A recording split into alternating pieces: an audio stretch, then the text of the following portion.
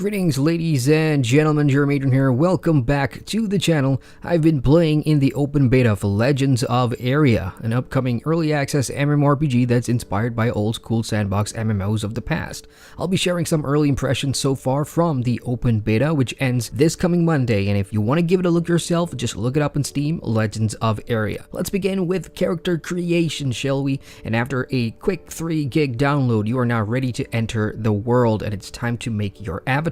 Character creation is very basic, no different races here, you're just going to play human, and besides just getting a quick look of what the graphics or the expected graphics in-game is going to be, the most important aspect of character creation is picking a set of skills that your character will start with, and these are categorized into warrior and mage and archer and blacksmith and advanced. Now this doesn't mean that for the rest of the game you're only going to be getting skills of that stereotype. No, Aria is that sort of game typical of other sandbox game, which is the more skills and abilities that you use, then the more proficient you will get moving forward, so you can diversify and grow out of your starting skills. Once that's done, you also get a look of Celador on the world map, and for the open beta there's 4 locations that you can start in. Each of these areas have their own town areas with all the NPCs and merchants and all that stuff.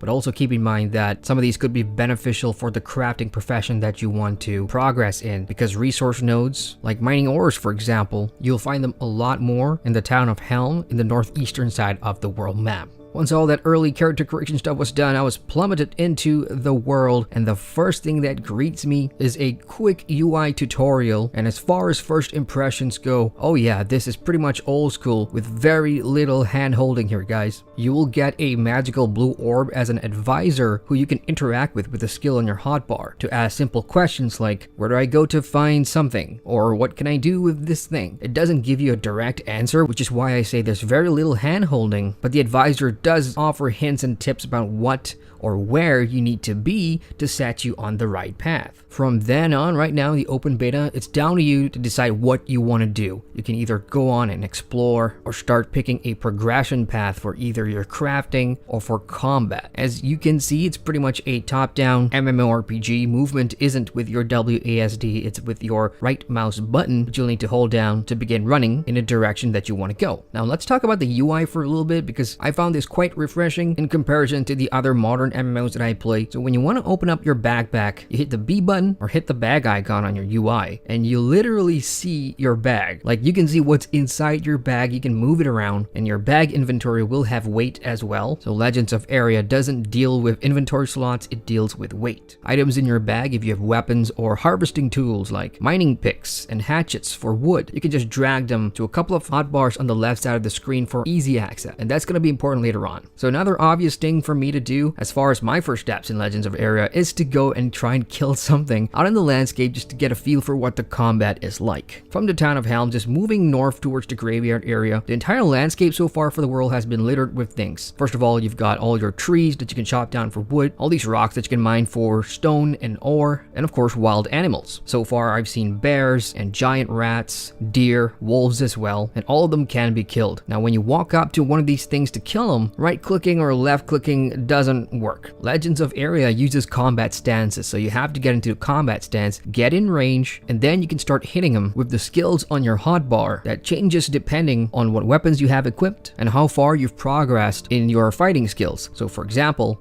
I pick fighter and I'm using a longsword, which is a slashing weapon. So the more I use that longsword, the more I'll progress in my slashing skill, and the higher that goes, the more skills I'll unlock to drag and use on my hotbar. Powerful skills will require stamina, especially for fighter archetypes, and if you're using magic, of course, it'll consume mana instead. And the one thing I've noticed fighting all these little critters so far is that the combat isn't very fluid. It's almost as if both your character and the creature you're fighting are kind of like taking turns when it comes to damage. And whenever I hit my power skill, it doesn't fire off right away either. It just says it will fire off this skill at the next opportunity. So in short, the combat here, the pace is really slow. It's only the early levels though, so it may get better moving forward. But again, keep in mind, this is the style of game that Legends of Aria is going to be. Things are moving at a slower pace compared to modern day MMORPGs. Another interesting thing that I've noticed is that all these creatures on the landscape, there is some sort of organic AI when it comes to the food chain. So you'll see bears chasing deers, wolves chasing giant rats, and they will kill each other on the landscape, so you can just walk up to a dead corpse and harvest it, which will give you either leather for hides or meat for cooking, and almost everything that you can get from these corpses you can take back to town and turn that into something beneficial when it comes to crafting. If you come across a dead adventurer, maybe another player who died, you can actually cut off their head and take it back to town, and I've done that trying to sell it to a vendor who didn't want to buy it from me for obvious reasons. So once I got the hang of combat, I then ventured out, just moving around, getting a feel for the world, and I came across this one dude who was chopping down wood in the forest, and even before I reached him, he typed in chat, "Yes, how can I help you?" And I'm like, wow, this guy read my mind. So my question was, where do you get a hatchet? Where do you get a harvesting tool for wood? And graciously told me, head to the town of Helm. On the west side of town, there's going to be a vendor that you can buy it from. And that was it. That was my first interaction with another player in Legends of Aria. And that wasn't the last of that sort of interaction. When you get to town, you'll see everybody that's progressing their crafting. It's pretty much gathered around all the crafting stations. So there's the blacksmith area, there's the cooking area. And so far, in terms of the community here on the open beta, it sort of reflects the type of game that Legends of Aria is. Like I said, it's nothing like modern day MMORPGs where interaction is sort of optional and you can pretty much learn things about the game on your own or via an external website or watching a YouTube video. In here, everybody's happy to share experiences and give you advice along the way, which is nice. And speaking of skills, there's over 100 that you can progress in, and you can bring up the skill window with the K button and browse through everything that Legends of Aria has to offer. Think of pretty much everything that you would relate to a skill progression in a fantasy MMORPG, and it's all there. From animal lore to animal taming, which lets you tame horses out in the world, to all the usual suspects: blacksmithing, lumberjack, cooking, fisherman, magics, and more. And like I said earlier, the higher your proficiency in some of these skills are, then the better the results will be, especially for gathering resources. So that's what I did next. I went to a merchant to get a hatchet, which leads me to the next thing that I want to point out is that interacting with vendors and NPCs, especially NPCs that you want to buy and sell things from, you're not going to be greeted with the usual UI that you get. A simple box where you can just drag and drop or right click and all this stuff. No. When you head to a shop, you'll see that the vendor has laid out his wares on tables, and you can just hover your mouse over the item that you want to buy and right click it there. You can still interact with the merchant and you can have a little chat, and sometimes they'll offer to train you in a certain skill. So if you talk to the blacksmithing merchant, he'll offer to increase your blacksmithing skill for about 3 silver as an additional way to help you progress faster if that's what you want to do. So I found that pretty refreshing because of that old school vibe that kind of permeates throughout the game now. So once I got my hatchet, off I went to the nearest tree, and as I said at the top of the video, all you need to do is swap between your equipped weapons. So if you had a sword on, just swap to your hatchet and your skill bar will change to reflect that. So simply hit the gathering skill and click on the tree and you begin chopping away. At the very early levels, and if you're a fresh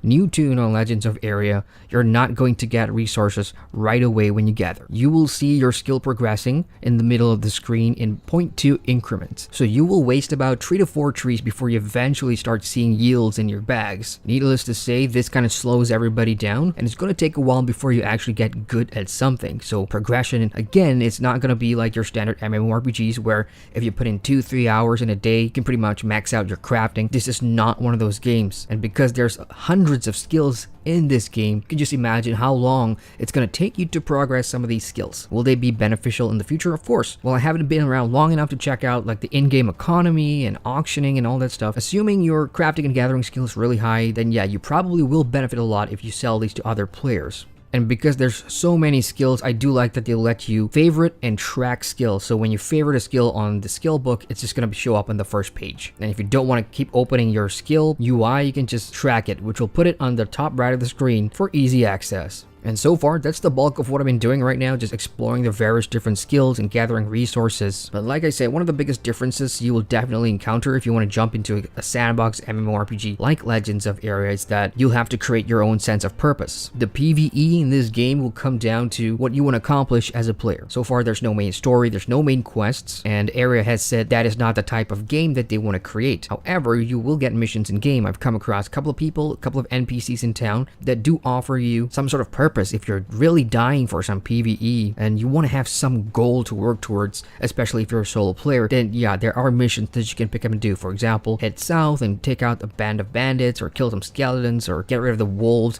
and come back and grab your reward, which is usually in the form of money or some items. But so far, that's been it. PvP is another aspect that Legends of Aria will have, and it will take place in the open world because it won't happen in towns where it's all protected and everything is safe, especially for the new player. But way outside during launch and during the early access, which is coming up real soon, you probably will see a lot of that open world PvP happening. You know, you got the good guys, the merchants, and then you have your band of bandits. There's a karma system in place to reward those who do good and those who do bad. And yes, full loot on death. Another aspect of Legends of Aria that I have not checked out yet in the open beta is housing. So players can in fact own houses, build houses in here. All you need is a land deed that you can get in town for a large sum of money. Gathering money in the early levels for me has been a bit of a mixed bag because you either have to craft a lot of items and sell them, or gather lots of resources and sell them, or kill lots of enemies from giant rats to skeletons in the graveyard, depending on the town you're in, to pick up copper, which eventually leads to silver, and so on and on and on. And then you can go buy your land deed. So it's going to be another long form of progression when it comes to housing. And I don't think I'll get one in time before the open beta ends, but I am planning to jump into the early access and the 7-day head start, so I may look into that and share more information when I get it. So overall, just to wrap up my first impressions and my first thoughts about Legends of Aria, having never played this before, I'll break it down, simplify, and summarize things. First of all, let's start with the graphics and aesthetics. It's not a pretty game, you guys, but it doesn't need to be. It doesn't have to be a pretty game. I like the minimalistic look and feel of the UI, and it's not that bad to navigate. On the performance side of things, so far, I know it's open beta, I know it's going to be in early access, but I do once in a while get the occasional FPS stutter. So far for me, playing from Southeast Asia with a ping of 240 ms, I've had no lag, no rubber banding, none of that issue so far on the one server that they've opened for open beta. The music is okay, it's not great, production values are not the best, and for a game like this, you would hope that they pour more of that resources into the gameplay to make it better. For me, combat is the most jarring. While I do like that it's an old school system, you have to get into a stance to take on enemies. The animations can be a little turn off for me, especially for melee. I've yet to roll a caster or mage sort of archetype to see what that's like, but so far the combat can be an eyesore, and later down the line, I plan to do a lot of combat, and at this point, I'm not sure if that's going to be changing moving forward or not. As for the progression system, the crafting systems, I think they're great. I think having that open-ended and letting players decide what they want to do, what they want to accomplish, what they want to chase is an essential experience for a sandbox MMORPG. And it's going to take me some time before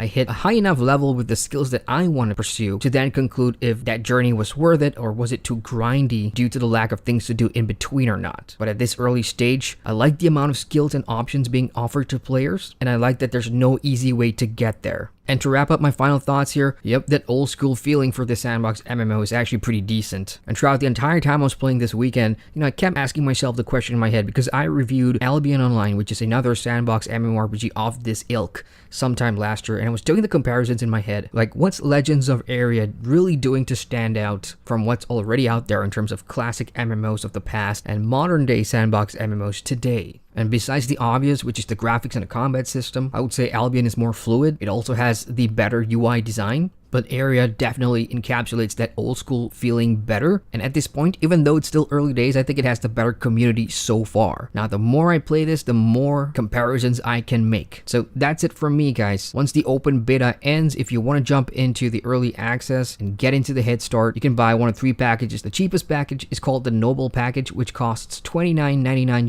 US, and I believe you can get it either from Steam or from the official Legends of Aria website itself. Is it worth the money? $30 for a game like this in early access or heading into early access? Logical answer is no, not yet. I think there's still a lot more to come from Legends of Aria and early access and all the funds that they will receive. Hopefully, fingers crossed, goes back into the game. And if there are no improvements months from now, then worst case scenario, this game will end up free to play. But hopefully it doesn't get to that point because I do see potential here in Legends of Aria. So hit the like button if you enjoyed the video and feel free to subscribe to the channel for more MMO content. For those of you that have tried Legends of Aria this weekend during the open beta or are founders, hey, feel free to let me know your thoughts about Legends of Aria. What do you like about the game so far? What do you dislike? And what are your hopes for the early access? All that stuff, leave them in the comments section below. Once again, I'm Jerem Adrian, and I thank you for watching. What up? you've reached the end screen. Thank you very much for watching that video. And if you want to watch more, you can click on the cards at the bottom here. Any one of them would do. And if you like what you see, feel free to subscribe to the channel by clicking the big round button somewhere down there. You'll see it.